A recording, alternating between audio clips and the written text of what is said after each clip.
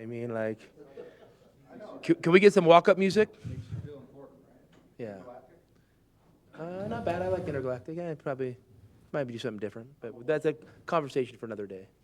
What you want, guy? Yeah, I like that one too. That's a good one. That's a good one. That's what I'm thinking in my head about you guys all the day. So what you want? Like, you know. You have the Beastie Boy walk up when you come out from games, right? It's not yours. I guess. Like, I'm so laser focused, I don't even notice. Didn't you pick that, or did they do it? No. Just knowing. I don't even pick what I wear. So TJ sends me a text, so yeah. All right, guys, let's knock this out. I mean, looking back on the film, what did you see defensively that just was not working? Well, I thought we started off the game good defensively, and we got in transition a few times. And, we just didn't capitalize. And then, you don't capitalize, and, obviously they're a great half-court defensive team, and baskets come hard, and, then they hit a barrage of threes. And, it made it tough to overcome.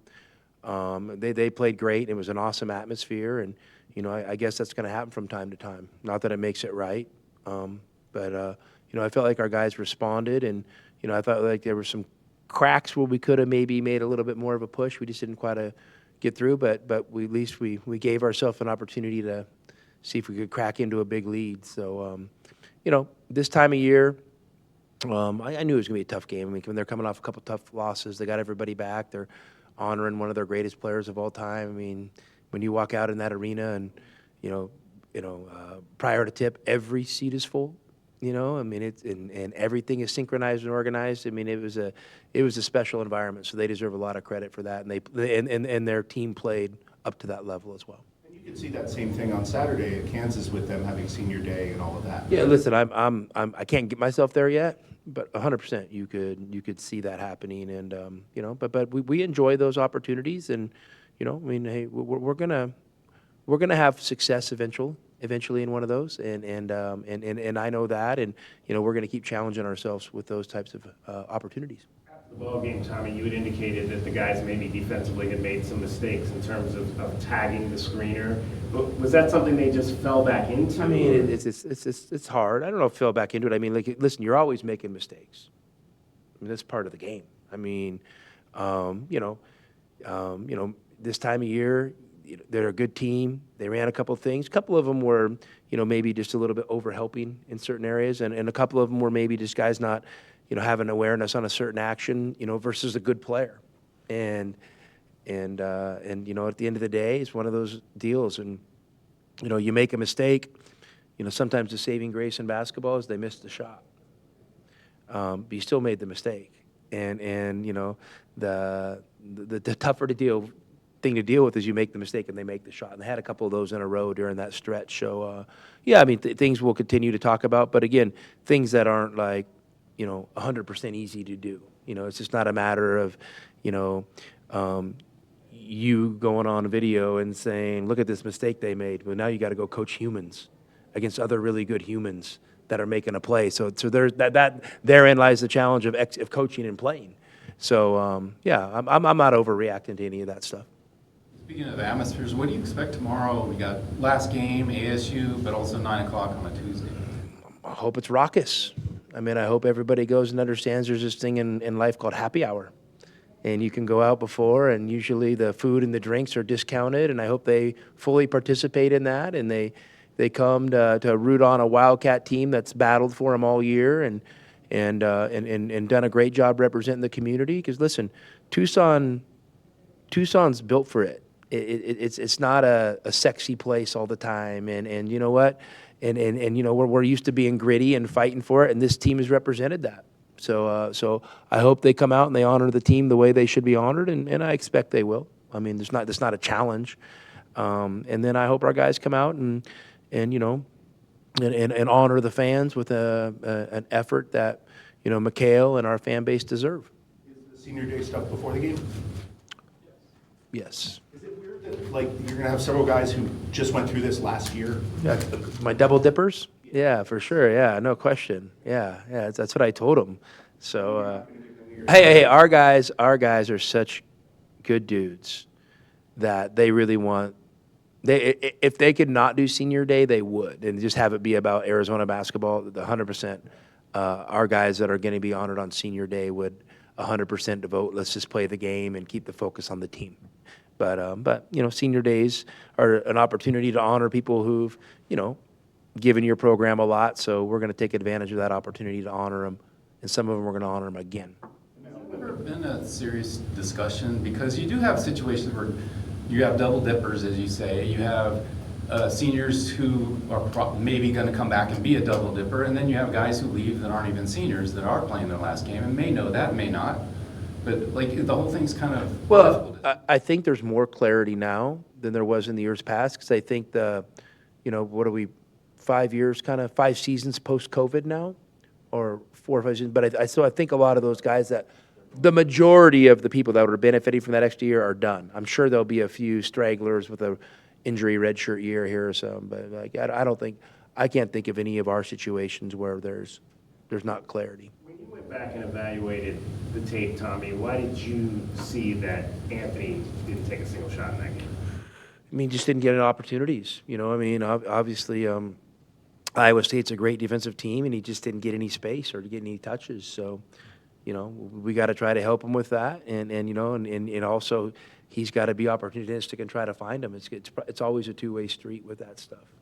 It's been a lightning rod, as we said before, but what has he meant to this program in this time? I mean, he's been a lot. I think Caleb's a special dude, and I can't think of many people his age that have had the life experiences he's had, and he's had to endure a lot. He's also been had a lot of special moments as well. So I think there's I don't want to make it a one-way deal where he's been victimized, because he's had a lot of success. He's got a lot of positive attention, but there's been another side to it with him that to be honest with you, I have never quite experienced in college athletics.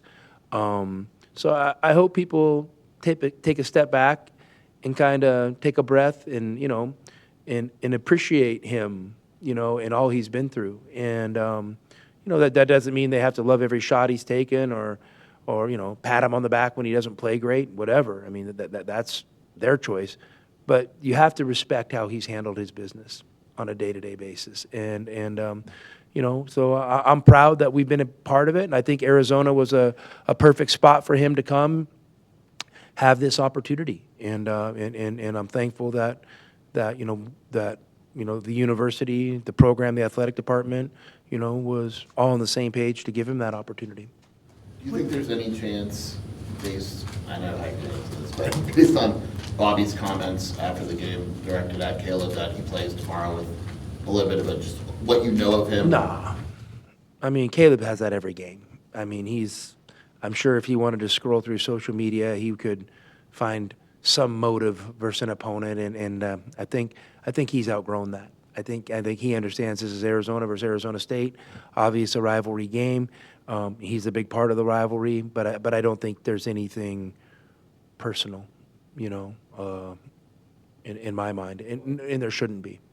Does it help, or do you worry about this less with Freeman because Freeman's gone now, and is that?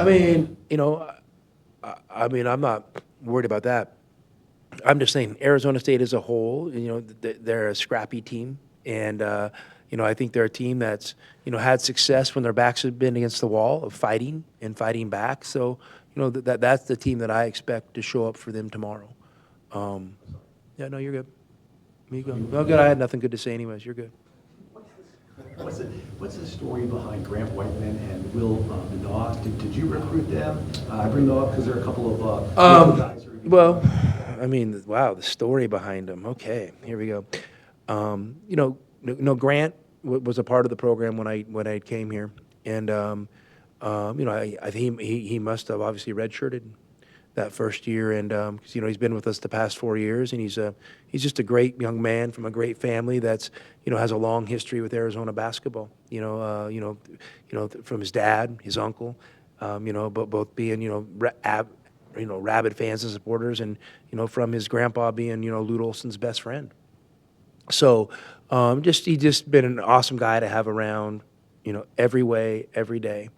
Will Manaugh, You know, when I first got the job, I think the plan was for him to walk on with the former staff. And so, you know, we did this is back in the Zoom area. We did a Zoom with him and his family and just solidified that. And, you know, Will's come here and, I mean, he's crushed it academically. I mean, like I said, he's already got a job out at Raytheon, you know, I mean, that he had, you know, heading into his senior year of college. So, I mean, that's says enough about him right there. You know, and Grant, you know, stepping back to him, you know, Grant's a good player, and so is Will.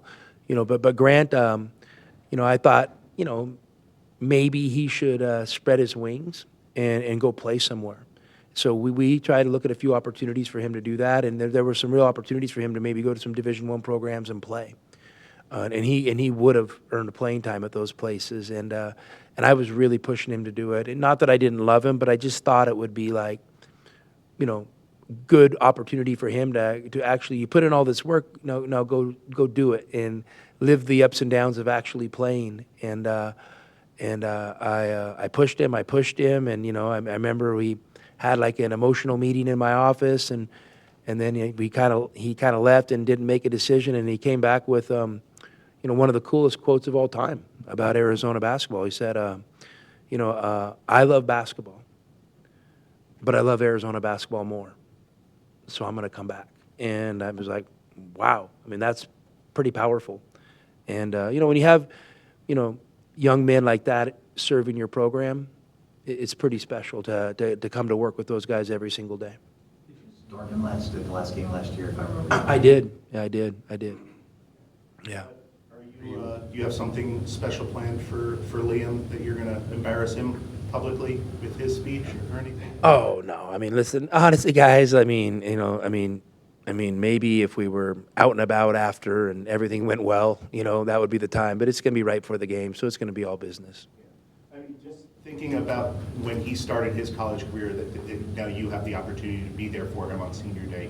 Did you think that was something that would be possible? I mean, honestly, it's something I never wanted.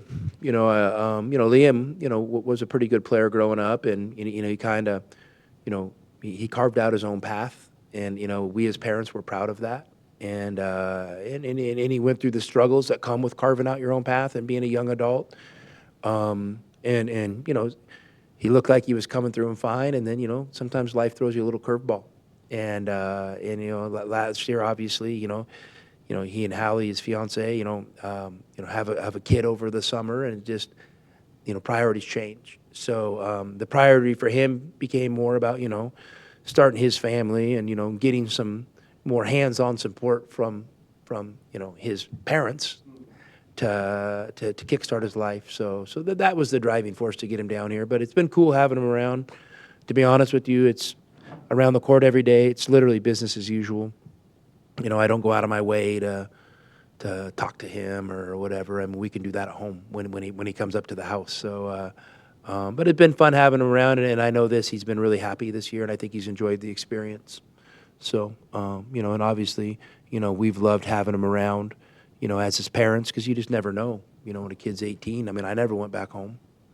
So you just never know, are you going to be around your kids, you know, every day again? And so to have him and Hallie and our daughters here, you know, and then, you know, have little Luca around is pretty special. Do you know Chris Restad, have you known him for a while? I know him. Yeah. Do you remember him at all as an official? For Did he sure. do any of your games? Yeah, I never forget an official. Yeah, obviously he was a great ref. I mean, look what he's doing now. He's running the whole thing. Do you chat with him at all? Because he lives in Tucson. I mean, not honestly, very little. I mean, I think we've bumped into each other a few times down here, whether it's at a scrimmage or something like that. But you know, there hasn't been a lot of like interaction. Are you leading to something here? Are you leading me to something here? We're doing a feature on him. Oh, okay, For our okay, March okay, Madness. We're doing a Yeah, feature. no. I mean, listen, Chris is the real deal. People probably don't know it. I mean, he's obviously at the top of the food chain when it comes to the officials, and you know, that's a job that has a tough job and has a lot of responsibility. So, you know, and he does a good job of it. He's got a great demeanor for it. Separate from that, when you get a call that's questionable, like the one a couple of weeks ago, do you go to the conference and say, hey, what do you think, or is it just a moot point at that point? No, there's a there's a procedure. You know, you can go through and you know, to get some feedback on stuff like that. And there's conversations, and you know, John Higgins is, you know, running our consortium, and, he's one of the greatest officials ever to do it, and he's a good guy. So it's an open dialogue. And, it's, sometimes coaches have their opinions and sometimes officials have their opinions. And, sometimes the conversation ends with neither opinion being changed, but it's a healthy communication for sure. Biggest struggles you've seen with ASU in the last 3 games? Obviously they've had a lot of injuries, and they're kind of mismatching some lineups together, and so, this is what I'll say. They always battle. They always battle. I mean, at Utah last week, I think they're up at half. And, and the game kind of maybe got away from them at the end, but they battled the entire time, and I think they only had 6 scholarship players. And, we're probably anticipating a few more of those guys that were injured of being healthy tomorrow. But, honestly, I don't really concern myself with their struggles. I have to concern myself with what I think they do well. And what I think they do well, I think they fight. I think they're shot makers. I think they're aggressive guys who, can be streaky. And so you have to be on it. And if you're not on it with your energy and your effort and your focus and execution, they can have success. So, that's the thing that always has my attention against, Bobby's teams. And I expected nothing short of that tomorrow. They took away a little bit of your team's ability to cut to the basket in that game Saturday. What needs to happen when teams are trying to take that away? Well, listen, Iowa State's obviously a great defensive team, and they played exceptionally well that day. So, I don't know if they were intentionally trying to take away our cuts, or I don't know if their ball pressure and, the pressure they put on their passing lanes, kind of inhibited the ball movement. And if there's no ball movement, it's hard to cut. So, listen, Iowa State did a great job. They did a great job, and obviously we watched it. We're gonna try to learn from it and move on to the next one. But that's behind us. We got, the big story here is we got Arizona State at home tomorrow on Senior Day. If we win, I think we secure a top 4 seed, which would be a heck of an accomplishment for this team. Obviously, we want to finish as high in the conference as possible. But I'm proud of the opportunity that we have, because you know what, we could have folded our tent, and this group never has, and so I think that says something about the program and about the players in it. You mentioned ASU getting some guys back. Do you think Quentin's comes back? I have no idea. I wish Bobby would just text me and tell me who's playing and who's not playing, but it doesn't quite work like that, Bruce.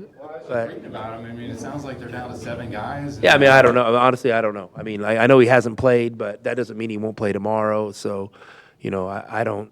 Unfortunately, I don't get the luxury of knowing, and so we'll have to prepare for all those things.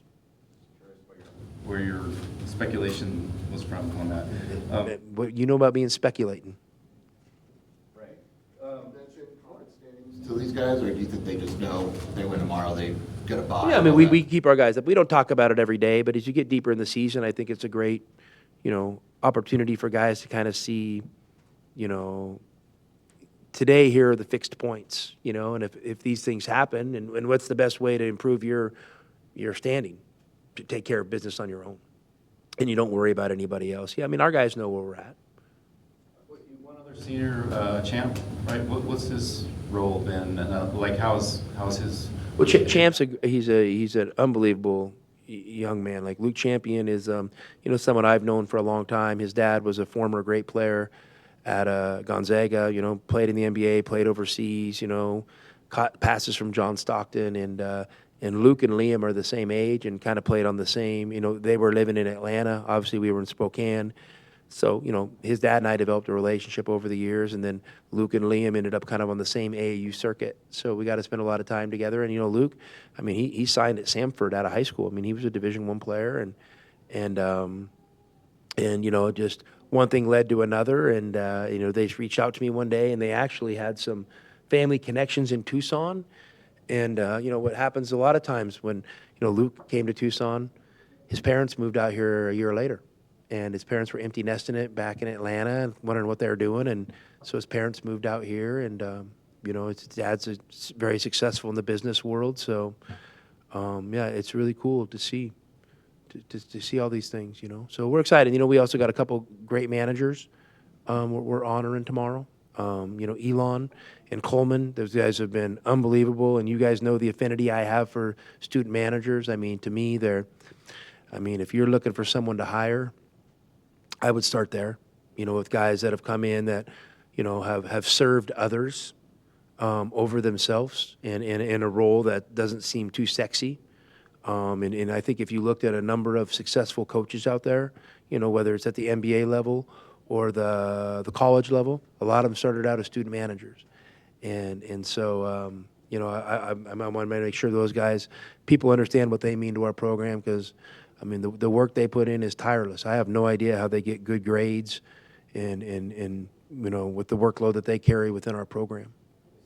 Dunk too. I haven't quite. I mean, I've seen him close. I haven't seen a clean one yet. So, you know, maybe he can give that to the crowd tomorrow before the game, you know. One more, just so we don't forget, Trey, his last. Yeah, Trey's been awesome. I mean, he's a great dude, just first-class person. You know, obviously, you know, the year hasn't probably progressed maybe how we all had hoped, and sometimes that happens, and it's kind of, sometimes it's no fault of anybody's. You know, it happens, but that doesn't mean it's done. I mean, Trey's going to continue to get opportunities, and he's just an unbelievable gentleman, person, highest character. You know, just class act all around, and he's a heck of a player. And you know, he's helped us a lot of big moments. You know, it just kind of hasn't quite ascended to that next level where he kind of becomes, you know, your main guy or two. But he's not far off from that. So I'm thankful that he came here. 100 times out of 100, I would do it again. Thank you, guys.